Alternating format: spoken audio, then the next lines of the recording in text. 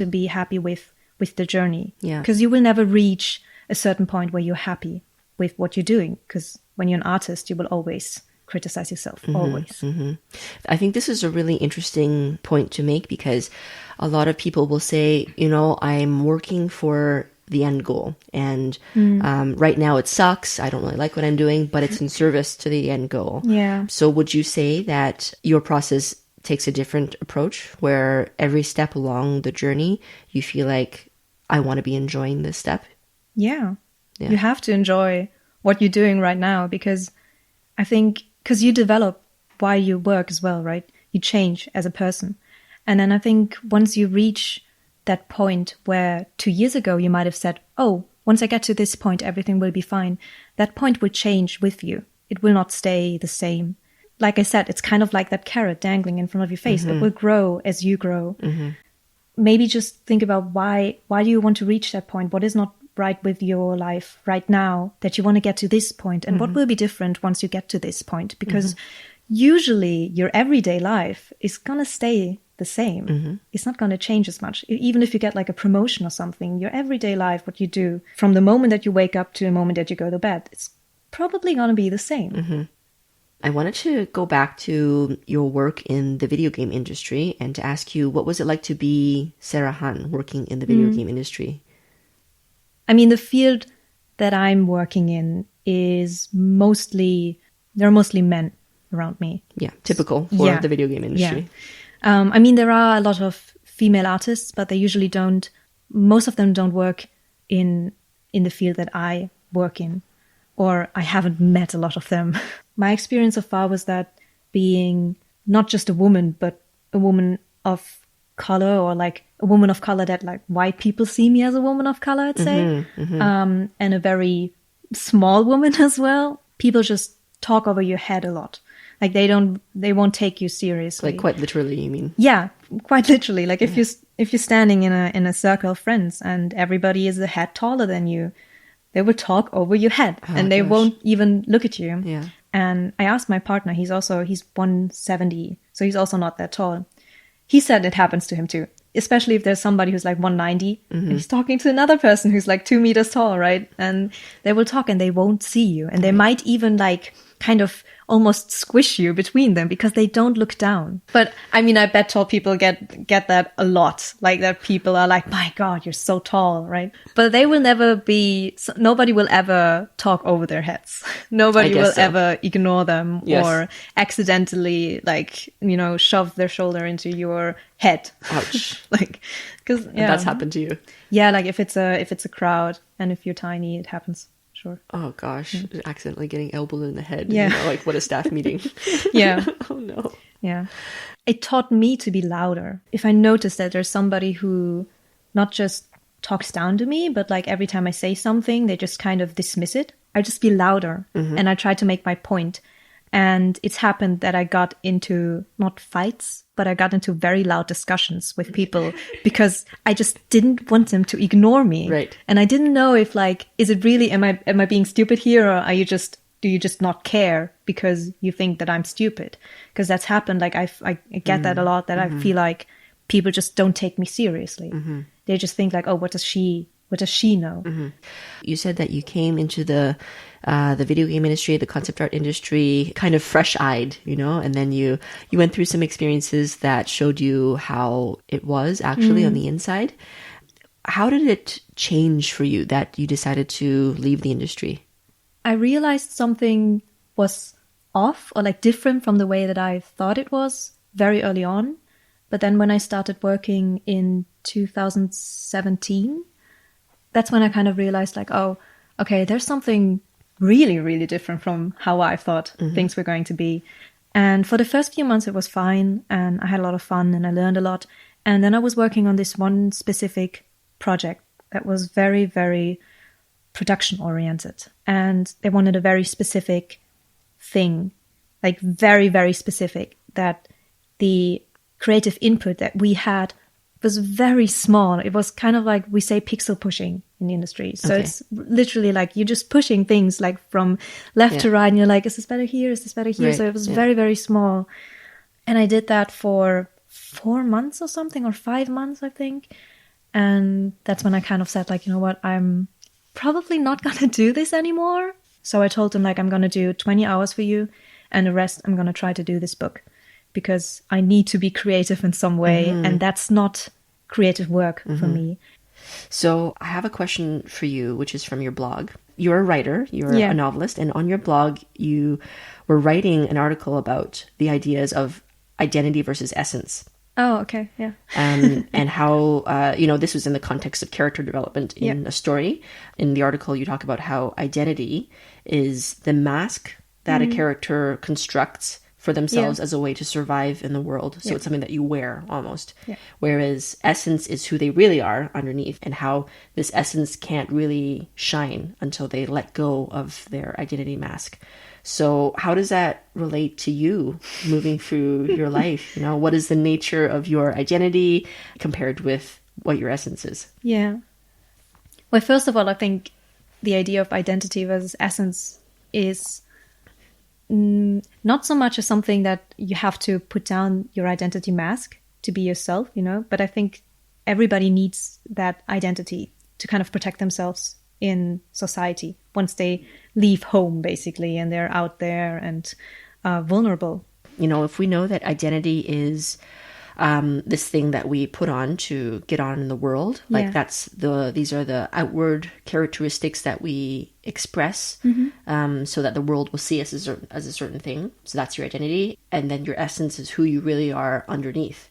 And in order for that essence to come out, you need to be willing to, you know, not be the mask, but be yourself. So what does that mean for you? You know, like, what are the parts of your identity that you might feel like, okay, this is the thing that I have to put on so the world will see me a certain way, but what I really am is this thing underneath that's trying to come out. Well, I get everybody probably has so much underneath, you know. I think the identity is also something that maybe we want to be, you know, or something that I want to be. Like, I want to be seen as the artist person. I want to be seen as the novelist, you know. And it's not just something that we wear or that I wear to protect myself, but also that I want to be somehow, you know. The way that I perceive myself is always different, will always be different from the way that other people perceive me. And I might think that my identity mask is really good and has no cracks, and other people will definitely see through it, you know? Yeah. I think essence maybe is just about who you are when you're not afraid anymore, you know? But you can't be that all the time. And like right now, I'm kind of in between things. Like, I'm trying to get my book published, and I'm also a concept artist, but I really want to become a novelist and an author. But you can't do these things without being afraid, you know? But at the same time, you can't be without your mask all the time outside. So you kind of build yourself a new one and a new identity. And I don't think that's necessarily bad, but you have to know why you wear that mask, and you have to be aware of what you are afraid of, and you have to be ready to kind of put it down again. And I wasn't ready to do that for a very, very long time, even though I knew that it was kind of broken, because I knew that I probably didn't want to be a concept artist. And I knew that probably when I got to this point, I would probably not be happy. But you're trying to protect yourself, right? So you're just focusing on that one path. You're like, it's got to be better, it's got to be better. And you keep lying to yourself. And I think once you realize that, and once you are aware of that, you can take that mask off and do something a little risky and something courageous, and do something that is basically your essence. And then you can slip that mask back on and be like, you know what, I did that one thing, and now I can settle back in, basically. Yeah. And the mask is a little bit different now, because the mask is a little bit different now. Right. But it's not about, because you have to protect yourself somehow from the world. I don't think that's wrong. But you also have to take it off from time to time and be afraid, and be aware that being afraid is not something bad. I think that's something that a lot of people see negative feelings as something very negative, you know, like being sad or being like afraid of something, but it's not something bad, it's something necessary, and you have to be aware of these feelings that your body has. And once you're aware of it, you can respond to them. I think this is so interesting what you said about it's impossible to not be afraid, and it's impossible to be totally yourself, your unprotected essence all the time, because I mean that's what we are when we're children, because we don't know how to put the mask on yet, and then over the years of being a child and seeing that, you know, there are some times where it's too difficult, or maybe you it's not safe for you, or maybe not appropriate as well. Or maybe not appropriate as well. And then we do learn how to put on like a whole assortment of masks, right? Like a mask for each occasion almost, or a mask for each person. Yeah. You have your Christmas mask. Yeah, right. Yeah, you have your family dinners. Exactly. Yeah. Yes, you have your going to school mask. You have your taking the bus mask. And it's like when you first start understanding that you have to put masks on, it's kind of like a mask all the time, and you don't know when it's okay to put those things down. And it's like, to me, it feels like the process of becoming an adult and becoming also, you know, a mature adult is to be more comfortable with putting the masks down and having these moments of letting your essence come through, and then, you know, picking the mask back up or creating a new mask, and like experimenting with that, you know, so that there's, you know, more spaces in between. Or as you say, you have to understand why you're wearing a mask at a certain time, and that it is, you know, it is just something on the surface and not who you really are. So what's the essence of Sarah? Oof. What's the essence of Sarah?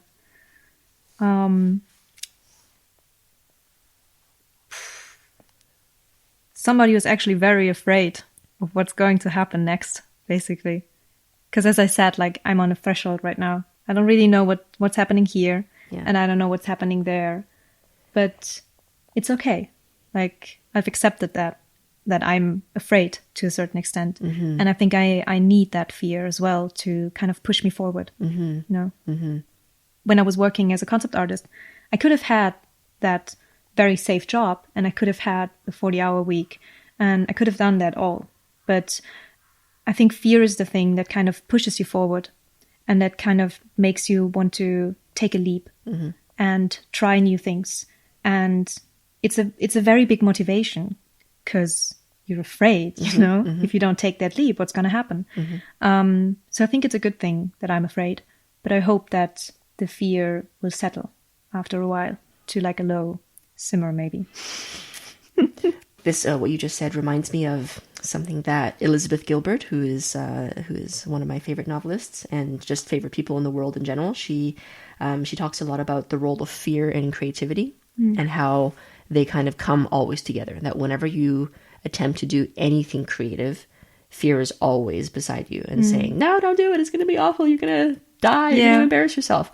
And it's like whenever we attempt to do anything new, undiscovered, or we try to make something, immediately the fear is going to be there. But as you say, you know, there's also a fear about, what if I don't do this thing? You know, it pushes you forward, and you're like, oh, well, I don't want to be stuck in this position forever. Like, what if I am? What if for the next 40 years I'm doing just, you know, lines by myself, you know, in a dark studio? It's a different kind of fear, but it's, you know, it's more of like a long-term fear of what your life might be if you don't make a change. Yeah, I think that fear of change is the key word. Like, we are always afraid to make a change. But we're also afraid to stay the same. But are we though? What is, like, that's the question. Like, what are we more afraid of? To actually stand up and do something, or to keep sitting and saying, you know what, it's okay? You know what I mean? Yeah. I think we are better at lying to ourselves and telling ourselves that things will be all right, than we are at standing up and shouting it out to the world that I'm not going to do this anymore. Yeah. Yeah. So Sarah, let's talk about what's coming up for you. You're working on your young adult novel, and you told us a little bit about it. You're in a position now where you're looking to push this forward. So what's the next step? I'm making lists of agents right now. So I'm trying to prepare my query letters that I'm going to send out, and hopefully one of them will respond. And want to represent me. Yeah. Sarah, thank you so much for taking the time. We will be able to find your work in the show notes, but I'll just say it very quick. So your WordPress is sara.m.han.wordpress.com. You can find art that you've done at artstation.com/Sarah Han. That's HAN. And